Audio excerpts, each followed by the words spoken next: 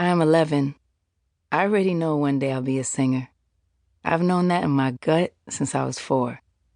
Even still, my agent has been rounding up all kinds of little jobs for me. One is to model bras and underwear for a department store catalog.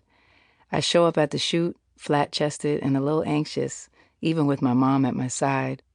Behind a dressing room curtain, I pull on the white padded bra and cotton panties.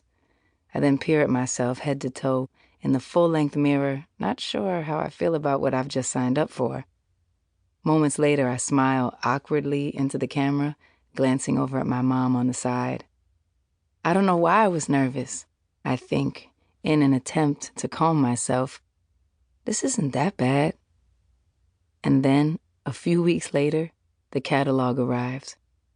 Here it is, Mom calls out, holding it open to the page I'm on. I reach for the magazine and flop down with it on our couch. My heartbeat quickens as I study the photo. Until that moment, I haven't quite realized that what happened in the privacy of a studio is now on full display for the whole world. My world. So you mean my friends are going to see me like this? I say. Mom, probably surprised that my reaction, doesn't respond. The picture is not at all racy, especially since my boobs are more like tangerines than grapefruits. Yet, I still feel judged, naked, embarrassed, exposed. I am 19. In a few months, my first album will drop and my life will suddenly be divided into 2 distinct halves. All that came before Songs in A minor and all the miracles and challenges that followed. But I don't know that yet. As 2000 draws to a close, all I know is that I've been booked to appear on a magazine cover, one of my first. In my business, publicity just comes with the job, particularly for a new artist who's excited to break in. This is my shot, I tell myself, a chance for my music to get noticed. The stylist, my manager, the team at the record label, everyone is eager for this opportunity. The photographer greets me with a firm handshake, and I immediately feel his vibe. Strong and a little bit pushy. A stylist has chosen my outfits, among them a pair of jeans, a jacket, and a white button-up shirt. As I dress, the photographer somehow convinces my team that he'll need to shoot me alone. When I emerge from the dressing room, there's just the 2 of us on set. "Open up your shirt a little," he directs while firing off a flurry of camera snaps. My spirit is screaming that something is wrong, that this feels sleazy, but my protests, lodged in the back of my throat, can't make their way out. "Pull the top of your jeans down a bit in the front," he urges. If I say no, what doors will be closed to me?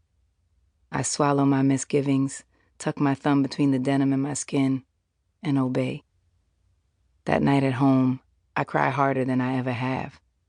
This isn't about me showing some skin, which I'll do on my own terms, for my own purposes in the coming years. It's about feeling manipulated. It's about feeling objectified. It's about a crop of streetwalkers on a corner in Hell's Kitchen and a girl who once made a pact with herself. "What the hell is this?" my manager, Jeff, asked me one afternoon a few months later. He's holding up the magazine cover. I stare at the image and do not recognize the woman staring back at me. Midriff bare, nipples covered by her arm extended across her chest, the slightest hint of pubic hair spilling over the top of her jeans. Everything about the photo is wrong. From the pose itself to the lighting that makes me look washed out. I am beyond embarrassed, ashamed that I've sold part of myself. I now understand why the photographer wanted my team out of that room. A 19-year-old girl is more pliable than a set of her grown-ass managers. Had Jeff been in there, he would have voiced what I couldn't at the time. Hell no. Close that shirt, take your hand off your tit, and you're not going to yank down your jeans. In fact, Jeff would have been out there pulling my shirt closed. The photographer clearly wanted a provocative image, but rather than disclosing that vision from the start, he led me into it. On the day of the cover's debut, I pass a newsstand where the magazine is on display. I almost throw up. I want to buy every copy on every stand around the world just so no one will see me in a photo that does not represent who I am.